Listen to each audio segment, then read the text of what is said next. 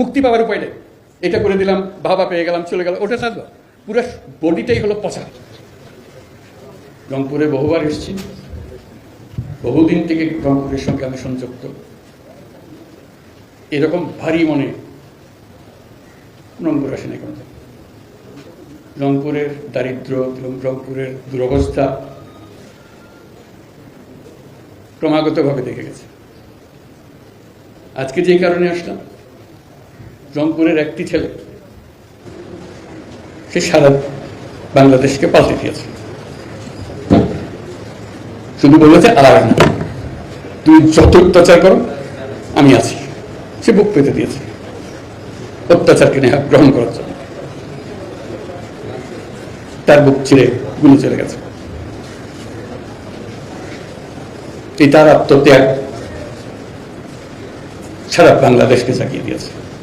একটা ঘটনা, প্রতিবাদ, তার কিছুর করার নাই, নিজের শরীর ছাড়া কিছুই ছিল না। এই শরীরটা দিয়ে সে প্রতিবাদ করেছে, আত্মাহুতি দিয়েছে। মানুষ কত আইন করে বিচার করে হাসিতে চায়, এই কিছু না, অত্যাচারীর সামনে দাঁড়িয়ে গেছে। এই অত্যাচারীর ভূমিকায় আমরা সবাই, সেই ভূমিকাটা পরিবর্তন করা। আমরা ন্যায় বিচার, সভ্যতা যে কথা বলি, সেগুলোকে প্রতিষ্ঠিত করার জন্য, যেটার অভাবে আবু সাইদ সবার সামনে তুলে ধরলো কিরকম অবিচার মানুষের উপর করতে পারে। আমরা তার কারণে আজকে দ্বিতীয় বিজয়ের কথা বলছি, যে কারণে রংপুরের দিকে সারা বাংলাদেশের মানুষ তাকিয়ে আছে, সালাম দিচ্ছে। তোমরা আমাদেরকে জাগিয়ে দিয়েছ, সারা পৃথিবী রংপুরকে সম্মান করছে। এরকম প্রতিবাদী যুবক এখানে কিভাবে জন্ম নিল? আমরা বলছি যে আমরা মহাকাব্য পড়ি, মহাকাব্যের নায়ক নায়িকাদের কাহিনী বলি।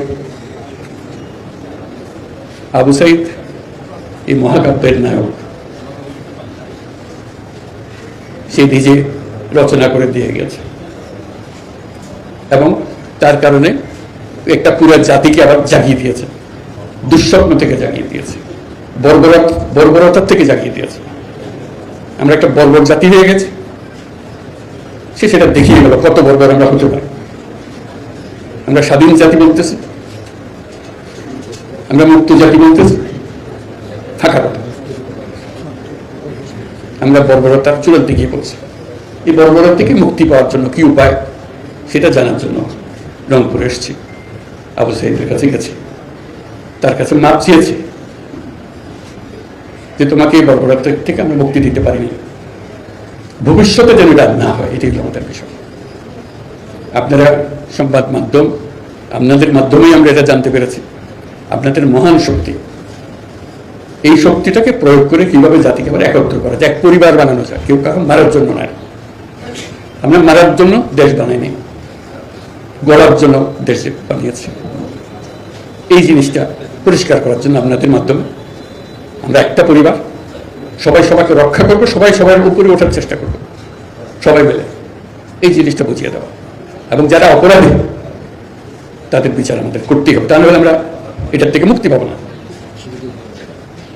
কাজেই অপরাধীকে আমরা বিচার করবো, যে নিরপরাধ তার উপরে কোনো রকমের একটা অপবাদ লাগিয়ে দিয়ে তার উপরে আবার অত্যাচার করে আবার বর্বরতার দিকে যেন আমরা চলে যাচ্ছি। এটা খুব গুরুত্বপূর্ণ সময় পালন করছি, প্রতি মুহূর্ত অত্যন্ত গুরুত্ব, যাতে করে আমরা একত্র হতে পারি সবাই। কেউ আমাদের বিদেশি আক্রমণকারী না, আমরাই। এই আমরা গলাগলি করে বাঁচতে চাই, মারামারি করে না। সেই জিনিসটা সবাই জানান দেওয়া, আপনারা এটাকে উৎসাহিত করেন যে আমরা এক হই, যে যার মত আছে, যেভাবে আছে। ভাই ভাই ভাই বোন কত রকমের ঝগড়া হয়, ভাই বোনের সম্পর্ক তো নষ্ট হয় না, কেন হবে? এটাকে আপনারা চারদিকে বলেন আমরা একই পরিবার, সে হিন্দু হোক, মুসলমান হোক, বৌদ্ধ হোক, খ্রিস্টান হোক। এখন শুনছি বৌদ্ধ, খ্রিস্টান, হিন্দু এটা নিয়ে আবার মারামারি করতেছে। কে কার বিরুদ্ধে লাগতে পারে, এদিকে এক মারামারি করলে আবার আরেক মারামারি। এটা যেন না হয়। আমরা যেখানেই এরকম অত্যাচার হবে কারো উপরে, কোনো একটা অশিলা করে, এই ধর্মের অশিলা, অন্য কোনো অশিলা, সেটা রুখে দাঁড়াতে হবে। যা হয়ে গেছে সেটার থেকে আমরা মুক্ত হতে চাই, আমাদের পরিষ্কার করে ফেলতে চাই, আমরা পুনর্জন্ম লাভ করতে চাই, নিষ্পাপ জন্য লাভ করতেছি, গোলাগুলি করে বাঁচতেছি আমরা। এই জিনিসটা বলে দাও। আমাদের কাজটা হলো মানুষের কাছে এই আবেদনটা জানানো, আপনারা সেই আবেদনটা সবাইকে জানিয়ে দিন। ধন্যবাদ সবাইকে। বলেন বলেন সংক্ষেপে কে বলতেছিলেন? স্যার আমি একটু বলতে চাই, স্যার আপনি শুধু একজন প্রধান উপদেষ্টা না, আপনি একজন নোবেল বিজয়ী এবং এক বিশ্ব বরেণ্য ব্যক্তিত্ব। আপনি কি মনে করেন যে এই জাতি কি সারা পৃথিবীতে যে জাতির ভাবমূর্তি ক্ষুণ্ণ হয়েছে, জাতি কি মাথা উঁচু করে দাঁড়াতে পারবে কিনা? যেটা আমি সবসময় বলে আসছি, আবারও বলি, এই জাতির সম্ভাবনা অসীম। এই জাতির যে তরুণ সম্প্রদায়, তার যে সৃজনশীলতা, তার যে উদ্যম অন্য জাতির তুলনায় অনেক অনেক বেশি। এই এতটুকু জায়গার মধ্যে আমরা 17 কোটি মানুষ থাকি। এই 17 কোটি মানুষকে আমরা আরো বহু করে নিয়ে যেতে পারি। শুধু এই গুটাগুটি মারামারি খুনাখুনি এটার থেকে পাচ্ছে, আর তো কিছু নেই। ওরা তো জানেই সবাই কি করতে হবে। কাজে অন্যরা কি মনে করলো সেটা দুঃখ পাচ্ছে। এটা বড় কথা হলো, এতে এসছে বড় কথা হলো যে আমরা নিজেদেরকে কি দেখতে চাই, আমাদের স্বপ্নটাকে, আমাদের স্বপ্ন আমরা বাস্তবায়ন করব। এবং আমাদের স্বপ্ন বাস্তব, আমাদের যে স্বপ্ন, আমাদের যে ক্ষমতা, এটা যদি আমরা করি, পৃথিবীর মানুষ এমনি ভাবা দেবে। পৃথিবীর বহু দেশে তো যাই, কাজে দেখি এর চাইতে ঘনিষ্ঠ একটা জাতি, পরিবারভুক্ত জাতি খুব কম দেশে আছে। আমরা ভাগ্যবান জাতি সেই হিসেবে। কাজেই আমাদেরকে সেই লক্ষ্যে যেতে হবে। বলুন। আমরা রাষ্ট্র সংস্কারের কথা বলছি, আমরা রাজনীতির পরিবর্তনের কথা বলছি, গণমাধ্যমের পরিবর্তন কিংবা রাষ্ট্রীয় যে প্রতিষ্ঠানগুলো আসলে নিজের স্বাধীনভাবে কাজ করতে পারছিল না, বিচার ব্যবস্থা সহ, সেই পরিবর্তনে স্যার আপনারা কি কাজ করছেন? ওগুলো সব নষ্ট হয়েছে বলে তাকে দুঃখের মধ্যে। কাজে আপনি এটা যদি পরিষ্কার না করেন আর যাবেন কোথায়? আবার বর্বরতার মধ্যে থেকে গেলেন। কাজে এটা পরিষ্কার করতেই হবে। এটার কোনো বিকল্প নেই। আপনি যতভাবেই বলেন, প্রত্যেকটা জিনিস, এটা এই না যে এই জিনিস নষ্ট হয়ে গেছে, ওরকম না, পুরো জিনিসটাই পচে গেছে। এই পচা জায়গাতে আবার নতুন তত্ত্বটা জাতি আবার তৈরি করতে এবং আমরা পারি। শুধু আমাদের সবাই একত্র হতে পারে, এটা করতে হবে, কঠিন হাত করতে হবে। কঠিন যদি না হন এটা পাবে না, ওই থেকে যাবে, মানে বীজ থেকে যাবে, বীজ থাকলে দিব।